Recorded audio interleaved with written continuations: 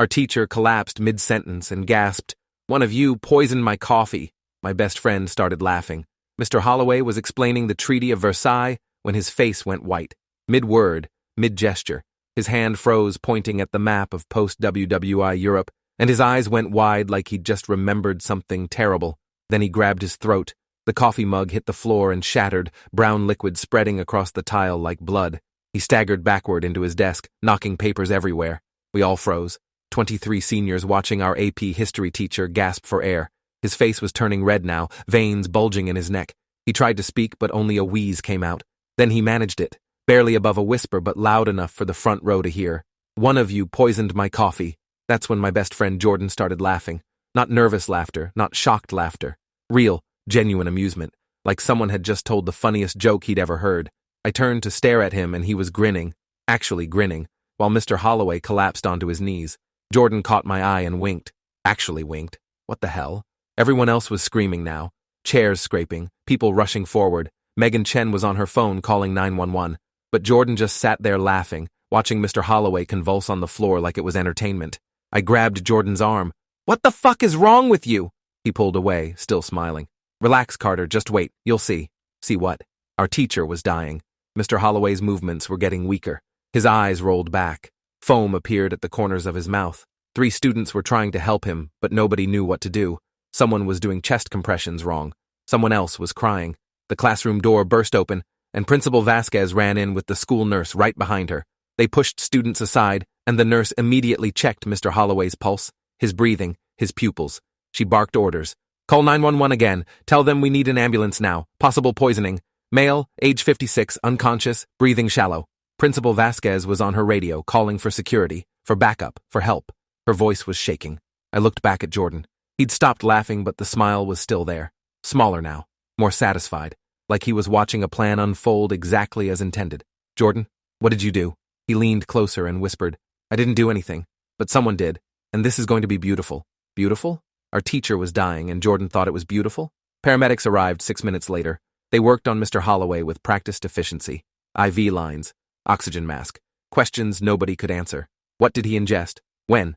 How much? They loaded him onto a gurney and wheeled him out. The whole class followed into the hallway, watching as they disappeared toward the exit. Principal Vasquez's voice cut through the chaos. "Everyone back in the classroom, now. Nobody leaves." We filed back in. The coffee was still spreading across the floor, the broken mug in pieces. Principal Vasquez stood at the front with 2 security guards flanking her. Her face was rigid. "I need everyone to sit down and stay calm. The police are on their way. Nobody touches anything. Nobody leaves. And nobody talks to each other. Understand?" 23 heads nodded, but Jordan was still smiling. I sat next to him, my best friend since 3rd grade, and realized I had no idea who he was. "You need to tell me what's happening," I whispered. "Why are you acting like this?"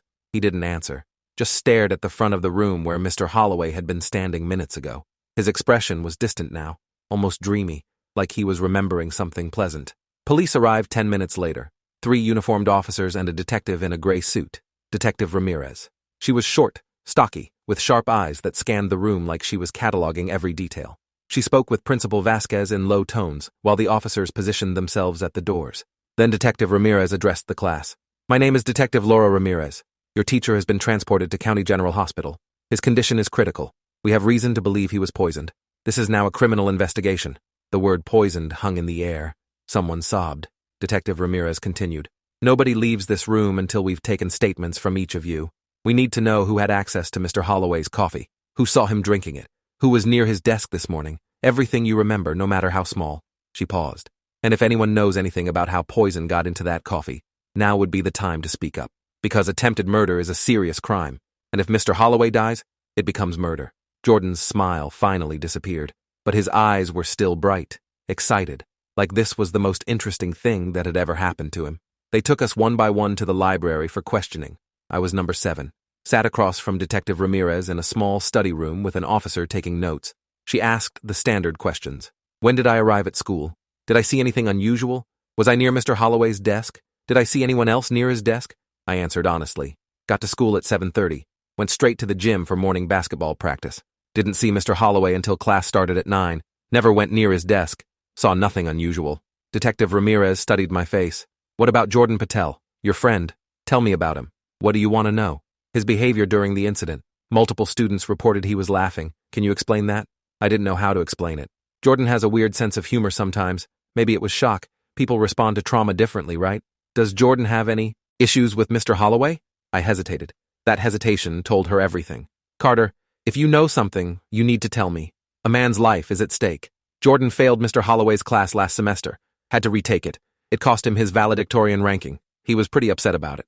Detective Ramirez wrote that down. How upset? I don't know. Normal upset. He complained about it, but he wouldn't hurt anyone. Jordan's not violent. Poisoning isn't violent. It's calculated, premeditated. It's the weapon of someone who plans ahead. She closed her notebook. Thank you, Carter. You can go back to the classroom. And if you remember anything else, anything at all, you come find me immediately. Understood? I went back to find Jordan being led out for his interview. He looked at me as we passed in the hallway. His expression was unreadable. Back in the classroom, everyone was whispering. Theories were flying. Someone said Mr. Holloway had been getting threats. Someone else said his ex-wife was crazy. Another person mentioned he'd failed 5 students last semester. The police had confiscated Mr. Holloway's coffee mug pieces, the spilled coffee, everything on his desk. They were treating the whole room as a crime scene. We couldn't touch anything, couldn't leave, just sit and wait. My phone buzzed. Text from my mom. Heard what happened. Are you okay? I texted back that I was fine, wasn't allowed to leave yet. She responded immediately. I'm coming to get you. They won't let anyone leave yet, police investigation. What kind of investigation? I didn't respond. Didn't know what to say. How do you text your mom that someone tried to murder your teacher and your best friend thinks it's funny? Jordan came back 20 minutes later, sat down next to me without a word. What did you tell them? I asked. The truth, which is that I didn't poison anyone. His voice was flat, emotionless. But you were laughing. Jordan, you were laughing while he was dying. He turned to look at me, really look at me. His eyes were cold. Maybe I was laughing because I knew he wasn't dying. Maybe I knew something everyone else didn't. Before I could respond, Detective Ramirez came back into the classroom with Principal Vasquez. They looked serious. Too serious. Detective Ramirez spoke. We've received an update from the hospital. Mr. Holloway is stable. He's going to survive. The doctors identified the substance as a large dose of a sedative called zolpidem. Not lethal at the dose he received, but enough to cause the symptoms we saw. He's conscious now and talking to investigators at the hospital. Relief flooded the room. He wasn't dying. He was going to be okay. But Detective Ramirez wasn't finished. However, this is still attempted murder. Someone deliberately put that drug in his coffee with intent to harm. We've collected evidence from this classroom and we'll be conducting a thorough investigation. In the meantime, you're all free to go, but don't leave town. We'll likely have more questions. Everyone stood, grabbed bags, started filing out. Jordan moved slowly, deliberately. I grabbed his arm. Talk to me. What did you mean about knowing he wasn't dying? He pulled away. Later. Not here. We walked out into chaos. The hallway was packed with parents, reporters, school administrators. My mom found me immediately, pulled me into a hug. Oh my God, Carter. Are you okay? What happened? I explained while Jordan disappeared into the crowd. His parents weren't there. Nobody was there for him. That wasn't unusual. His parents both worked long hours. Jordan was always the last one picked up, the one who walked home alone. But today felt different. Today, he should have had someone. That evening I tried calling Jordan. No answer. Texted him. Nothing. Finally drove to his house around 8. The lights were off. His parents' cars weren't in the driveway. I knocked anyway. Jordan answered. He looked different, tired. The excitement from earlier was gone. Can I come in? He hesitated, then stepped aside. Jordan's house was always quiet. Too quiet. His parents were never home. He had a younger sister who stayed with their grandmother most days. The house felt empty, like a shell people existed in but never lived in. We sat in his room. Posters of bands I didn't recognize. Books stacked everywhere. His computer setup taking up half the desk. I sat on his bed. He took the desk chair. Tell me what's going on. He didn't speak for a long moment. Then, did you know Mr. Holloway failed me on purpose? What do you mean on purpose? You didn't turn in your final paper. I did turn it in. He lost it, or claimed he lost it, but I have proof I submitted it. Email timestamp, everything. He failed me anyway. Said there was no record, cost me valedictorian, cost me my scholarship to Stanford. I didn't know this. Why didn't you tell anyone? I tried. I went to Principal Vasquez, showed her the proof. She said Mr. Holloway's word carried more weight than an email timestamp, said I must have made a mistake, told me to accept my B+ and move on. That's messed up. But Jordan, poisoning him isn't the answer. He laughed. That same disturbing laugh from class. I didn't poison him, Carter. I told you. But I knew he was going to be poisoned. I knew it was happening. And I let it happen. My blood went cold. What do you mean you knew? Jordan leaned forward. 3 days ago I got an anonymous message. Someone sent me details. Said they were going to put zolpidem in Mr. Holloway's coffee this morning. Said they wanted him to suffer like he made us suffer. Said they were doing it for all of us he'd screwed over. And you didn't report it? Why would I? He deserves it. Everything that happened to him today, he earned. Jordan, that's insane. You can't just let someone poison a teacher because you're mad about a grade. It's not about the grade. His voice rose. It's about the pattern. Mr. Holloway has been destroying students for years, failing kids who deserve better, playing favorites, ruining lives, and nobody stops him because he's been here 20 years and everyone loves him. Well, someone finally did something about it. I stood up. Who sent you the message? I don't know. It was anonymous.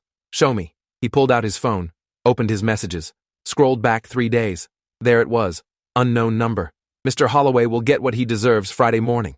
Zolpidem in his coffee. Don't drink any coffee that day. Just watch. My hands were shaking. You have to show this to the police. No. Jordan, you're withholding evidence in an attempted murder investigation. You could go to prison. I'm not showing them anything. Whoever did this, they're a hero. And I'm not going to help catch them. I couldn't believe what I was hearing. This wasn't my friend. This was someone else. Someone bitter and angry and dangerous. I need to go. Jordan didn't try to stop me. I left his house feeling like I'd just met a stranger. At home, I couldn't sleep. Kept thinking about that message. About Jordan's laugh. About Mr. Holloway collapsing. Around midnight, I made a decision. Called the non-emergency police number. Asked to speak to Detective Ramirez. Left a message with my contact information. She called back at 7 the next morning. Saturday. I told her everything. The anonymous message. Jordan, knowing in advance, his refusal to cooperate. Detective Ramirez listened without interrupting. When I finished, she was quiet for a moment. Can you come down to the station? I need an official statement. I went. Spent 2 hours going through everything. They had me write it all out, sign it, verify every detail. Detective Ramirez showed me the message again on my phone. Do you know who might have sent this? No. Jordan said he doesn't know either. But someone knew about his situation with Mr. Holloway. Someone knew he'd be sympathetic. That's targeted communication. She was right. Whoever sent that message knew Jordan well enough to know he wouldn't report it. We'll need to speak with Jordan again, and we'll be analyzing that phone number. Thank you for coming forward, Carter. I know that wasn't easy. It wasn't. I'd just ratted out my best friend. But what choice did I have? Someone had tried to kill a teacher, and Jordan was protecting them. Monday morning, school was chaos. News vans lined the street. Reporters everywhere. Extra security at every entrance. Mr. Holloway's classroom was sealed with police tape. We had a substitute for history. An older woman who looked terrified to be there. Jordan wasn't in class. His seat was empty. I texted him between periods. Where are you? No response. At lunch, I heard the rumors. Jordan had been taken in for questioning again. His phone had been confiscated. He was being treated as an accessory after the fact. Some people were saying he was the actual poisoner. I felt sick. This was my fault. I'd turned him in. But what else could I do? Let him protect an attempted murderer? By afternoon, Jordan was back. He found me in the hallway after 6th period. His face was rage. Pure, undiluted rage. You told them. It wasn't a question. I had to. Jordan, someone tried to kill a teacher. You were withholding evidence. You're supposed to be my friend. You're supposed to have my back. I'm trying to protect you. You were committing a crime by not reporting that message. He stepped closer. Close enough that I could see the veins in his neck. They confiscated my phone, took my computer, searched my house. My parents are freaking out. The police think I'm involved. All because you couldn't keep your mouth shut. You are involved. You knew and you didn't stop it. I'm not a snitch. Unlike you. The word hit like a slap. He turned and walked away. I stood there watching my best friend disappear into the crowd, knowing our friendship was over. That week was hell. The police investigation intensified. They interviewed everyone who'd had Mr. Holloway's class, searched lockers, checked security footage. The media was calling it the coffee killer case, like it was some kind of entertainment. Mr. Holloway came back to school on Thursday. He looked weak, shaky, but he was alive. The whole school gave him a standing ovation in the assembly where he spoke about resilience and not letting fear win. I watched from the back. Jordan was 3 rows ahead. He didn't clap. Friday afternoon, Detective Ramirez called me. We found something. Can you come to the station? I went immediately. She led me to an interview room, showed me screenshots. We traced the phone number that sent Jordan the message. It's a burner phone bought with cash, but we pulled security footage from the store, got a clear image of the buyer. She turned her laptop around. The image showed someone in a hoodie and sunglasses buying a phone at a convenience store. Hard to identify. But there was something familiar about the posture, the way they held themselves. We also analyzed the message content, the language patterns, the specific details about zolpidem. That's a prescription drug. Not easy to obtain, so we checked prescription records for everyone connected to the school. She pulled out a file. 3 people at this school are prescribed zolpidem. Mr. Holloway himself for insomnia. Mrs. Bergman, the counselor, also for insomnia. And 1 student. She looked at me. Jordan Patel. The room tilted. Jordan has a prescription? His doctor prescribed it 6 months ago for sleep issues related to anxiety. He's had 4 refills. Last refill was 2 weeks ago. My mind was racing. You think Jordan poisoned himself? No. We think Jordan gave someone else his medication, or someone stole it from him. But either way, the poison came from Jordan's prescription. We confirmed it with the hospital lab. The zolpidem in Mr. Holloway's system matches the specific formulation of Jordan's pills. Exactly. She leaned forward. Carter, I need you to think very carefully. Who would Jordan give his medication to? Who would he trust enough to help with something like this? I couldn't think, couldn't process. Jordan had been laughing, acting like he knew what was happening, because he did know. He'd provided the poison. I don't know. Jordan doesn't have many close friends. Just me, really. What about family? Siblings? He has a younger sister, Priya. She's in 8th grade, but she's just a kid. She wouldn't. Detective Ramirez pulled out another photo. Security footage from the school. Date stamped the morning of the poisoning. It showed someone entering the building at 6:30 a.m., an hour before students were allowed in. The figure was small, hunched, wearing a backpack. They moved quickly toward the east wing where Mr. Holloway's classroom was located. The figure's face was partially visible in one frame. It was Priya. Jordan's sister poisoned Mr. Holloway? Detective Ramirez nodded. We believe so. She had access to Jordan's medication. She knew his grievance with Mr. Holloway. And according to the middle school principal, Priya has her own issues with Mr. Holloway. He teaches a summer enrichment program she attended last year. She filed a complaint that he was overly critical, made her cry in class. Nothing came of it. Pieces were clicking together. Jordan hadn't poisoned anyone, but he'd known his sister was going to. He'd given her the pills. He'd covered for her. That's why he was laughing. He was proud of her. Where's Priya now? We're getting a warrant to bring her in for questioning. She's 13, so this gets complicated. Juvenile courts, her parents, lawyers, but we have enough evidence to charge her. What happens to Jordan? He's an accessory. Provided the means, knew about the plan, didn't report it, he'll face charges too, probably as an adult since he's 18. My best friend was going to prison. His little sister was going to juvenile detention. All because of a grade and a teacher who played favorites. Can I talk to him? Before you arrest him? Detective Ramirez considered. I shouldn't allow it. But if you can convince him to cooperate, to testify against his sister or explain his involvement, it might help him. She gave me Jordan's address, told me to be careful, told me to call if anything seemed off. I drove to Jordan's house as the sun was setting. Jordan answered the door, saw it was me, tried to close it. I stuck my foot in the gap. They know about Priya. He froze. For the first time since this started, he looked scared. What? The police know she did it. They have footage. They're getting a warrant. Jordan, she's 13. She's going to be arrested. You both are. He stepped back. Let me in. We stood in his hallway. He looked smaller somehow, younger. How did they figure it out? Your medication. The pills came from your prescription. They traced everything. Jordan's face crumpled. He slid down the wall until he was sitting on the floor, head in his hands. She asked me for them. Said she couldn't sleep. I thought she was having anxiety like me. I gave her a few pills. I didn't know she was going to use them like that. When did you find out? The night before. Thursday night. She told me what she was planning. Said she was going to make Mr. Holloway pay for what he did to me, for what he did to her. I tried to talk her out of it. I swear I did. But she was determined. Said someone had to stand up to him. That teachers like him get away with everything and students suffer and nobody cares. So you let her do it. She's my sister. What was I supposed to do? Turn her in? She's a kid. She's been through so much. Our parents are never here. School is hell for her. She's bullied constantly. And then Mr. Holloway makes her feel worthless in summer school. She just wanted him to feel what she feels, just once. By poisoning him. She didn't mean to hurt him that badly. She researched the dosage, wanted to make him sick, scare him, not kill him. That's still attempted murder, Jordan. Intent doesn't matter when you put poison in someone's coffee. Jordan looked up at me, eyes red. What do I do? You cooperate. You tell them everything. You explain that you didn't know until the last minute, that you tried to stop her. Maybe they'll go easier on you. And throw Priya under the bus? She poisoned someone. There are consequences. You can't protect her from this. Yes, I can. I'm her brother. It's my job to protect her, not from this. Jordan, they're coming for both of you, tonight.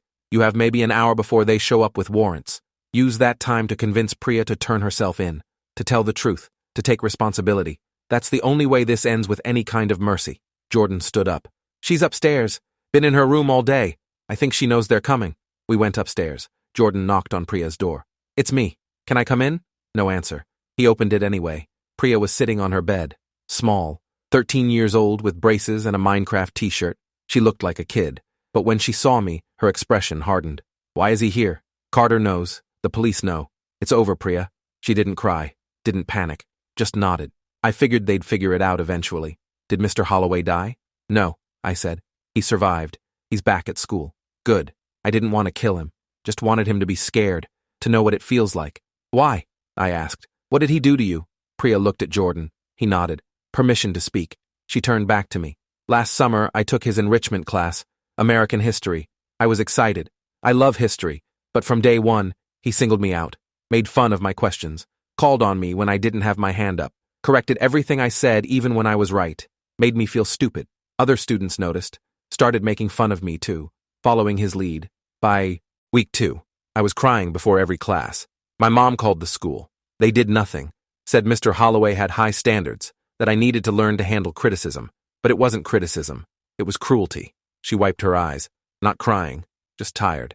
Then he did the same thing to Jordan, failed him on purpose, ruined his scholarship, and still nothing happened. Mr. Holloway kept teaching, kept destroying students, and everyone acted like he was this great teacher because he's been here forever. So, you decided to poison him. I decided to teach him a lesson, show him what it's like to be powerless, to be hurt by someone who's supposed to help you. The logic was twisted, but I understood it. 2 kids failed by a system that protected a bad teacher at their expense. Priya, the police are coming. They have evidence. Video of you entering the school early. Your brother's medication in Mr. Holloway's system, everything. You're going to be arrested. I know. Her voice was calm.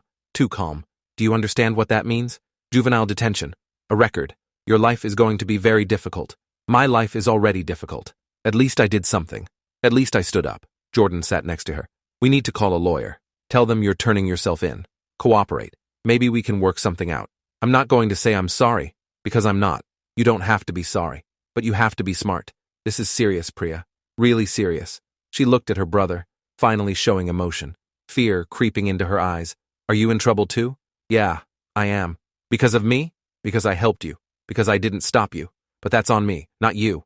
Headlights flashed through the window. Cars pulling up outside. Multiple cars. The police had arrived. Jordan stood. Stay here. I'll go talk to them. He went downstairs. Priya and I sat in silence. For what it's worth, I said. I understand why you did it. Mr. Holloway shouldn't be teaching. Someone should have stopped him years ago. But this wasn't the way. What was the way? Nobody listened. Nobody cared. At least now people are paying attention. She was right. The investigation had revealed complaints about Mr. Holloway going back a decade. Students who felt bullied. Parents who were dismissed. A pattern of behavior that was ignored because he had tenure and test scores were good. Priya had done something terrible, but she'd also exposed something systemic. Voices downstairs. Jordan talking to police. Detective Ramirez's voice. Calm. Professional. Explaining they had warrants. Needed to bring both Jordan and Priya in for questioning. Jordan asked for time to call his parents. They were at work. Always at work. He tried his mom. No answer. Tried his dad. Same. Left voicemails explaining what was happening. Asking them to meet at the police station. Priya stood. I should go down. You don't have to say anything without a lawyer. I'm not going to hide. I did it. I'll take responsibility. We went downstairs. Detective Ramirez was there with 2 other officers. She saw Priya and her expression softened. Priya Patel? Yes. I need to take you in for questioning regarding the incident involving Mr. Holloway. You have the right to remain silent. Anything you say can and will be used against you. Because you're a minor, your parents will be contacted. Do you understand? I understand. They didn't cuff her, just led her to a car. Jordan went with a different officer. I stood in the doorway watching both of them being driven away. 2 kids who'd made terrible choices, but also 2 kids who'd been failed by every adult who should have protected them. I gave my statement at the station, explained everything I knew. Detective Ramirez recorded it all, asked follow-up questions, wanted to know about Jordan's state of mind, about Priya's behavior, about Mr. Holloway's teaching methods. This is going to trial, she said. Probably 2 separate trials. Jordan as an adult, Priya in juvenile court. Their parents are lawyering up. This is going to be complicated. What about Mr. Holloway? Is anyone investigating him? Detective Ramirez looked uncomfortable. That's not my jurisdiction. But the school board is conducting a review, looking into the complaints, his teaching methods, whether disciplinary action is warranted. He should be fired. That's not my decision. But between you and me, I agree. This whole situation was preventable. If someone had listened to these kids earlier, if someone had held Mr. Holloway accountable, maybe none of this happens. She walked me out, told me I might be called as a witness, told me to take care of myself, told me this wasn't my fault, but it felt like my fault. I'd turned in my best friend, exposed his sister, set in motion events that would destroy both their futures. The trial process took months. Jordan was charged as an adult with conspiracy to commit assault and accessory after the fact. His lawyer argued diminished capacity due to emotional distress, argued he'd tried to stop his sister. The prosecution painted him as a willing accomplice who provided the weapon and covered for the crime. Priya was charged in juvenile court with assault with a deadly weapon. Her lawyer argued she was a troubled child lashing out at an authority figure who'd harmed her, argued for rehabilitation over punishment. The prosecution wanted her tried as an adult, wanted serious consequences. I testified at both trials, explained what I knew, what Jordan had told me, what I'd seen. The defense tried to paint me as someone betraying a friend. The prosecution presented me as a responsible witness doing the right thing. The media coverage was intense. Honor student poisons teacher over grade. 13-year-old mastermind behind school poisoning. Teacher targeted for being too tough. Everyone had an opinion. Some supported Jordan and Priya, saying Mr. Holloway got what he deserved. Others called them dangerous criminals who needed maximum sentences. The truth was more complicated. Mr. Holloway testified, described his teaching philosophy, denied being overly harsh, said he held students to high standards and some couldn't handle it. But under cross-examination, his story fell apart. Former students testified about his favoritism, his cruelty, his pattern of targeting certain students. A psychologist testified about the lasting damage his behavior caused. The school board investigation concluded during the trials, found multiple policy violations, recommended termination, but Mr. Holloway had tenure.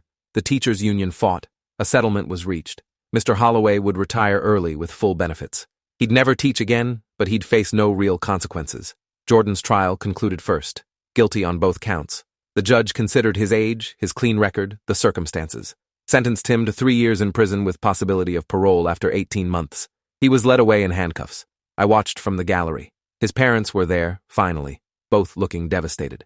Priya's trial was different. Juvenile court, closed to media, but I was allowed in as a witness. The judge was a woman in her 60s who'd been a family court judge for 30 years. She listened to everything. Priya's testimony, her explanation, her lack of remorse for hurting Mr. Holloway, but regret for hurting her brother. The judge took 2 days to decide. When she returned, she looked tired. Priya Patel, what you did was serious. You could have killed someone. You broke the law, and you need to face consequences. But you're also 13 years old. You've been failed by the adults around you, failed by your teacher, failed by your school, failed by a system that ignored your complaints. She paused. I'm sentencing you to 2 years in juvenile detention with mandatory therapy. After that, 3 years probation. You'll have a record, but it will be sealed when you turn 18 if you complete all requirements. This is your chance to learn from this, to become better. Don't waste it. Priya nodded, was led away. Her parents were crying. I left the courthouse feeling empty. Months passed. School continued. Mr. Holloway's classroom had a new teacher, Mrs. Okonkwo. Young, energetic, kind. She taught history differently, made it engaging, actually cared about students. The administration implemented new policies, better oversight of teachers, easier complaint processes for students, regular evaluations that actually meant something. Too little, too late, but something. I visited Jordan in prison, once a month. We sat across from each other with a plastic barrier between us. The first visit was awkward. You doing okay? He shrugged. It's prison. It's not supposed to be okay. I'm sorry for turning you in, for everything. You did what you thought was right. I get it. Do you hate me? He thought about it. No, I'm angry, but I don't hate you. You were trying to protect me, protect Priya. It didn't work, but I understand why you did it. How's Priya? She writes me, says she's doing okay, learning stuff. Therapy is helping. She's growing up in there, probably better off than she was at home. That was true. Their parents had gotten a wake-up call, started being more present, but it was too late for Jordan and Priya. They were already in the system. Senior year ended. Graduation happened. I walked across the stage and got my diploma. Jordan's name wasn't called. He would have been valedictorian if Mr. Holloway hadn't failed him. Should have been up there. The injustice of it burned. College started. I went to state school. Studied criminal justice. Wanted to understand the system that had failed my friends. Wanted to maybe fix it someday. Jordan got out after serving 16 months. Good behavior. Rehabilitation programs. He was 20 now. Had a record. No scholarship. No Stanford. He got a job at a warehouse. Lived with his parents. We met for coffee. Awkward at first. Then easier. What are you going to do? I asked. I don't know. Maybe community college. Eventually transfer somewhere. Try to get my life back on track. You're going to be okay. You're smart, resilient. Maybe. But I lost everything because of a grade, because a teacher decided to play God, because the system protected him instead of us. That's not something you just get over. He was right. Priya got out when she turned 16, served her full sentence. She was different, older, harder, but also more focused. I want to be a lawyer, she told me when I saw her. Help kids like me. Make sure adults don't get away with hurting children. That's a good goal. I have a record. That's going to make everything harder. But I don't care. I'm going to do it anyway. She would. I believed her. Years later, I'm a prosecutor now. Work on juvenile cases. Try to find justice for kids while also holding them accountable. It's complicated. No easy answers. I think about Jordan and Priya every day. About Mr. Holloway and the system that protected him. About my choice to report what I knew. Whether it was right, I still don't know. Jordan rebuilt his life, got his degree, works in tech now. Never got back what he lost, but carved out something new. Priya's in law school, top of her class, fighting every day to overcome her past. Mr. Holloway retired rich, lives in Florida, sometimes gives interviews about kids these days and how they can't handle tough teaching. He never acknowledged his role, never apologized, never learned. The system that protected him barely changed. Teachers still get away with cruelty because they have tenure and test scores. Students still suffer in silence because nobody listens. Adults still fail children and face no consequences. Jordan and Priya paid for their choices, served time, lost opportunities, carried records, but the adults who created the conditions for those choices, they walked away clean. That's the real lesson. Not that poisoning someone is okay. It's not. But that systems protect power, not children. That institutions choose comfort over justice. That when kids get desperate enough to commit crimes, we punish them without ever asking why they felt they had no other choice. I testified about this at a school board hearing last year, argued for better protections for students, for accountability for teachers, for listening to complaints instead of dismissing them. Some board members nodded, others looked uncomfortable. Nothing changed, but I keep trying, because Jordan and Priya and every kid like them deserve better, deserve adults who actually protect them, deserve systems that prioritize children over convenience. And maybe someday, if enough of us keep pushing, something will actually change. Until then, I carry their story. Remember the day Mr. Holloway collapsed and Jordan laughed. Remember the choices that destroyed 3 lives and changed dozens more. Remember that justice is complicated, that right and wrong blur when systems fail, and that sometimes the real criminals never face consequences at all.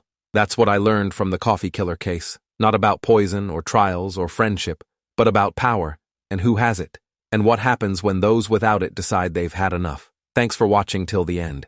Make sure to subscribe and like to not miss the next story.